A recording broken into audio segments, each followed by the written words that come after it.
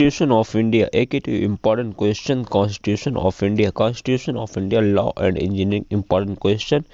Hello guys, constitution of India का अगर आप इतना भी पढ़ लेंगे तो फिर आप पास हो जाएंगे, क्योंकि आपको पता है कि टाइमिंग बहुत कम है और आपको अच्छे मार्क्स स्कोर करने। तो मैं आपको बताऊंगा 82 important question constitution of India के कौन कौन से हैं, जो कि आपको पढ़ने पे आपको बैक तो दूर की बात आपके परसेंटेज भी यानी अच्छे मार्क्स भी आ जाएंगे। चलिए करते हैं स्टार्ट। क्या है, कौन से इंपॉर्टेंट है क्वेश्चन।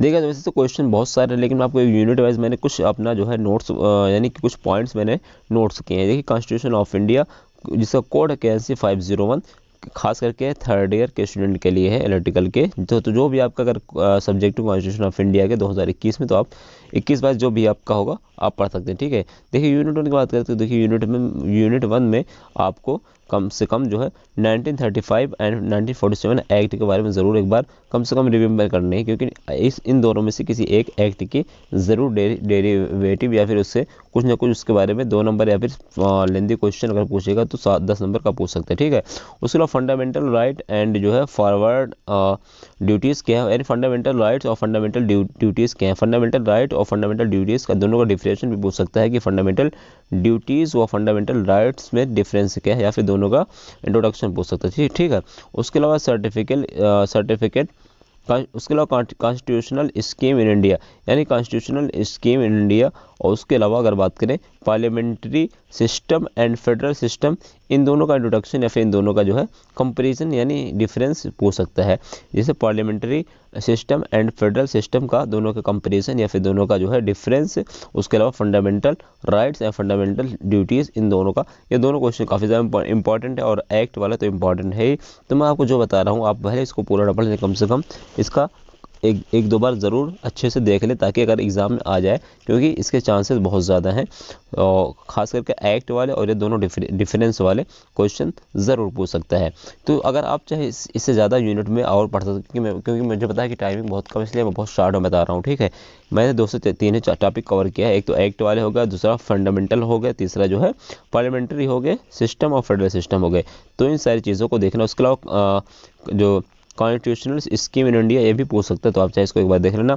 यूनिट नंबर 2 में बात करें तो ये भी काफ़ी ज़्यादा इंपॉर्टेंट है। इसमें मैंने थोड़ा लेंदी चूज़ किया, क्योंकि इसमें जो टॉपिक्स थे मुझे ज़्यादा इंपॉर्टेंट लगे, इसलिए मैंने इसको थोड़ा लेंदी चूज़ किया। देखिए इसमें कौन कौन से टॉपिक हैं यूनिट नंबर 2 में।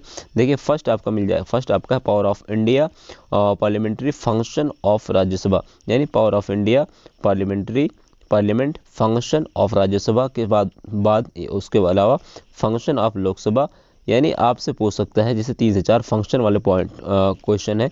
नंबर 1 है पावर ऑफ इंडिया और पार्लियामेंट्री फंक्शन, यानी पार्लियामेंट्री फंक्शन ऑफ राज्यसभा का पूछ सकता है, फिर फंक्शन ऑफ लोकसभा या फिर फंक्शन ऑफ द प्रेसिडेंट। इस तरीके से करके पूछ सकता है तीनों में से कोई एक। तो ये फंक्शन वाले जो तीनों क्वेश्चन आपको जरूर पढ़ लेना है, कौन सा, function of Rajya Sabha, function of Lok Sabha और फंक्शन ऑफ द प्रेसिडेंट। वैसे तो अब मैंने पावर भी इसमें ऐड किया, तो आप चाहें तो पावर भी ऐड कर लेना, power of function of the president और उसके अलावा power of India and parliamentary function of Rajya Sabha. यानी फंक्शन वाले में से कोई ना कोई एक क्वेश्चन लेंदी ही पूछेगा। लेंदी अगर नहीं है तो 2 नंबर का जरूर आएगा, तो इसलिए एक बार जरूर देख लेना। उसके अलावा अपॉइंटमेंट ऑफ जजेस एंड जुडिशियल रिव्यू क्या है, अपॉइंटमेंट ऑफ जजेस और जुडिशियल रिव्यू, ये भी इंपॉर्टेंट है। उसके अलावा लोकपाल एंड लोक आयुक्ता एक्ट 2013 यानी 2013 का लोकपाल और लोक आयुक्ता एक्ट क्या है, इसके बारे में भी आपको थोड़ा देख लेना है। मैं शॉर्ट में बता लूँ क्योंकि टाइमिंग मुझे बहुत कम, मुझे दोस्तों नींद भी आ रही।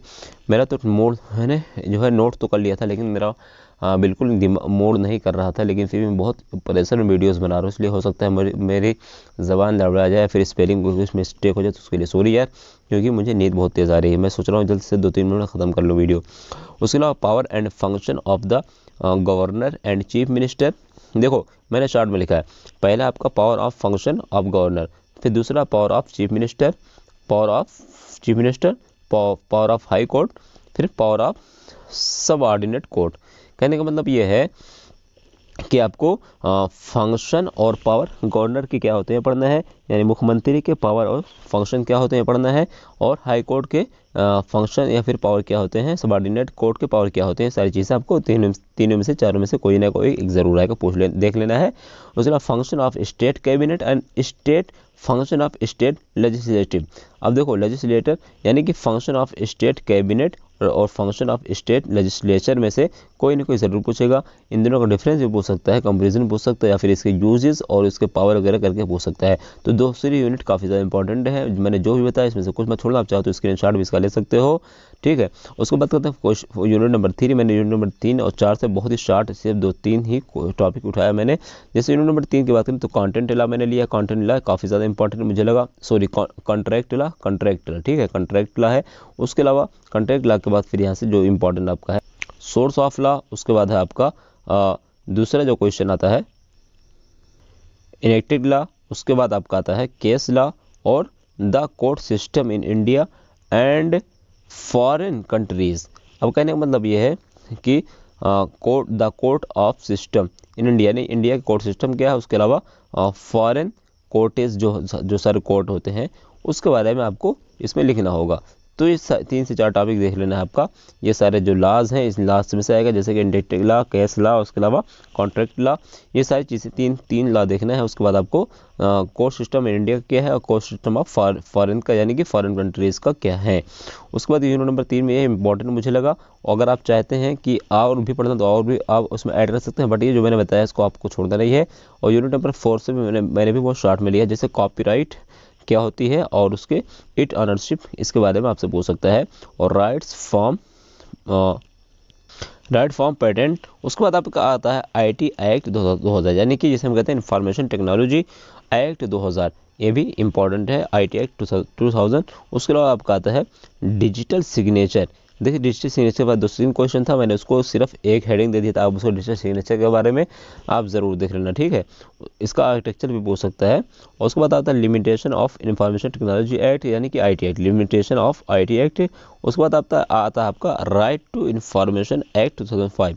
अब देखो ये भी काफ़ी, मैंने जितना भी लिखा है ना बहुत इंपॉर्टेंट, आपको इसमें से बिल्कुल नहीं छोड़ना और इसमें ऐड भी कर सकते हैं, लेकिन इससे कम मत पढ़ना, क्योंकि आप लोग कहोगे कि सर आप शार्ट में बताइए, टाइमिंग कम है। तो देखिए यार, आपको कम से कम 20 से 25 क्वेश्चन एग्जाम में आता है, तो 20 से 25 क्वेश्चन के लिए क्या आप 20 से 25 क्वेश्चन भी नहीं पढ़ोगे? तो इसलिए आप ये मान के चलो कम से कम आपको 50 क्वेश्चन पढ़ के जाना। भले आप 100% मत पढ़ो क्वेश्चन को, 50% पढ़ो, 70% पढ़ो, लेकिन पढ़ के जाओ, क्योंकि ये आपको पता नहीं है कि अगर आप फुल पढ़ लिए और नहीं आया तो क्या करोगे। तो उसमें ज़्यादा क्वेश्चन थोड़ा करके, इतना भी ज़्यादा ना हो सब भूल जाओ, मिक्स हो जाए। लेकिन है कि जैसे अगर आपको 20 क्वेश्चन लिखना है एग्जाम में, तो कम से कम 40 क्वेश्चन आपको रिमेंबर्ड तो होना चाहिए ना, ताकि 50% आपके आने की जो आपकी प्रोबेबिलिटी 50% रहे, प्राइक रहे, ठीक है। उसके बाद बात आती है यूनिट नंबर 5 की। यूनिट नंबर 5 भी काफ़ी ज़्यादा इंपॉर्टेंट है। मैंने इसमें उसके साथ साथ कुछ इंपॉर्टेंट क्वेश्चन भी रखे हैं यूनिट नंबर 5 के बाद। तो पहले बात करते हैं यूनिट नंबर 5 में कौन कौन से इंपॉर्टेंट, देखिए ई गवर्नेंस, उसके अलावा आता role of engineers in E governance के, क्या रोल है इंजीनियर के। उसके बाद आता है रोल ऑफ आईटी, यानी रोल ऑफ इंफॉर्मेशन टेक्नोलॉजी, इसे हम कहते हैं, ठीक है। उसके बाद आता है नेक्स्ट टॉपिक आपका memorandum of association. Memorandum of association भी इंपॉर्टेंट है, पूछ सकता है। उसके बाद आर्टिकल्स, ये भी आपसे पूछ सकता है, आर्टिकल ऑफ एसोसिएशन के बारे में पूछ सकता है। उसके बाद आप आता है शेयर भी काफ़ी ज़्यादा इंपॉर्टेंट। मैंने इसमें थोड़ा टॉपिक से हट के है, बट मैंने इसको डाल दिया ताकि आपको नॉलेज भी उसे जीके के हिसाब से नॉलेज रहेगी तो आपको बेटर रहेगा। और शेयर के बारे में आप थोड़ा बहुत बना के लिख सकते, तो इसलिए एक बार देख लेंगे तो आपको याद हो जाएगा। तो क्या होगा, E governance and role of engineers in E governance क्या होता है। उसके बाद role of IT, memorandum of role of IT पढ़नी है। उसके बाद आपका memorandum of association, article of association और शेयर्स के बारे में आपको पढ़नी है। फिर उसके बाद देखो यार, इंपॉर्टेंट क्वेश्चन कुछ 4 से 5 थे जो मैंने इसको नोट किया है। पहले आपका IT role act, IT role rules यानी आईटी रूल 2000 क्या है। उसके अलावा आरटीआई यानी कि आपको आरटीआई एक्ट 2005 के बारे में पढ़नी है। उसके अलावा एनपीटीईएल लेक्चर्स ऑन आईपीआर के बारे में भी आपको पढ़ना है। उसके अलावा अगर बात करें आईपीआर मतलब इंटेलेक्चुअल प्रॉपर्टी राइट के बारे में आपको पढ़नी है। उसके बाद आपका आता है पेटेंट राइट। देखो मैं थोड़ा आपको हाईलाइट कर देता हूँ ताकि हो सकता है आपको, मैं यार वीडियो जल्दी ख़त्म करना चाह रहा हूँ इसलिए मैं थोड़ा जल्दी बता रहा हूँ। आईपीआर, उसके अलावा देखो मैंने एक बार रिपीट करता हूँ कौन कौन से बताए हैं। पहला आपका आईटी रूल 2000 है। उसके बाद आपका आता है नेक्स्ट आरटीआई एक्ट 2005। उसके बाद नेक्स्ट आपका एनपीटीईएल लेक्चर्स ऑन आईपीआर। उसके बाद आपका है और पेटेंट राइट क्या है। फिर आरएसटीवी डिबेट्स क्या है, आरएसटीवी डिबेट्स। फिर आईपीआर इश्यूज पढ़ना है। फिर आपका आता है दूसरा लेटेस्ट इंटेलेक्चुअल प्रॉपर्टी राइट्स क्या हैं, यानी जिसे हम आईपीआर भी कहते हैं, आईपीआर लेटेस्ट आईपीआर जिसे हम कहते हैं लेटेस्ट इंटेलेक्चुअल प्रॉपर्टीज राइट्स। फिर आपका the legal concept and its application implication. ठीक है, तो इन 3 से 4 टॉपिक्स आपको पढ़ने हैं इंपॉर्टेंट वाले। उसके अलावा मैंने यूनिट वाइज भी बताया है, तो आप इसका स्क्रीनशॉट भी ले सकते हो। अभी आपको थोड़ा शॉर्ट में कर देता हूँ छोटा, ताकि आपको आसानी से स्क्रीनशॉट आप ले लो। तो इस तरीके से आप चाहो स्क्रीनशॉट ले सकते हो। बाकी अगर कोई डाउट मुझसे कमेंट करके पूछ लेना, मैं अगर जगूंगा तो अभी आपको रिप्लाई दे दूंगा, अदरवाइज आपको मॉर्निंग में रिप्लाई दे दूंगा। मॉर्निंग यानी अर्ली मॉर्निंग, सुबह 6 बजे। तो जो भी इशू हो, बाकी एग्जाम में आपको एडमिट कार्ड, मास्क वगैरह लेके जाना है, पेन पेंसिल और एक आईडी प्रूफ लेके जाना है, और अपनी कॉपी में बिल्कुल आराम से लिखिए। और जो भी ना आए आपको, देखिए अगर मैं आपको एक्टिव से भी बताता चलूँ, अगर मान लीजिए आप एग्जाम दे रहे हैं, आपको एग्जाम में कोई भी क्वेश्चन नहीं आता, तो उसको 3 से 4 पार्ट में इसको डिवाइड कर दीजिए। पहला कोशिश करिए आपका उसका इंट्रोडक्शन लिखने के बारे में कुछ ना कुछ ज़रूर लिख दीजिए इंट्रोडक्शन। उसके बाद दूसरा पॉइंट डालिए यूजेस, इसके यूजेस क्या होते हैं। तीसरा पॉइंट डालिए बेनिफिट, इसके बेनिफिट क्या होते हैं। चौथा पॉइंट डालिए इसके जो डिसएडवांटेज, यानी एडवांटेज बेनिफिट या फिर एडवांटेज यहाँ डालना, यहाँ डिसएडवांटेज डालना। 4 टॉपिक्स में अगर 4 पॉइंट अगर डाल देना, भले आप गलत लिखोगे तब भी आपको 10 नंबर में से 2 नंबर 3 नंबर जरूर दे देगा। भले आप सब गलत ही लिखे रहोगे, सिर्फ कुछ ना कुछ अगर 1-2 वर्ड भी सही हो जाएगा उससे रिलेटेड, तब भी आपको मार्क्स मिल जाएंगे। तो आप ये टॉपिक ज़रूर आप आजमाना। बाकी अगर वीडियो अच्छी लगी हो तो लाइक कमेंट सब्सक्राइब करो। अगर आप चाहते हैं किसी अदर सब्जेक्ट में वीडियो बना, तो हमें सब्जेक्ट और कोड और ब्रांच, उसके अलावा सेमेस्टर और कब आपका पेपर है लिखिए, मैं आपको वीडियो बना दूंगा उसको जो है सब्जेक्ट पे।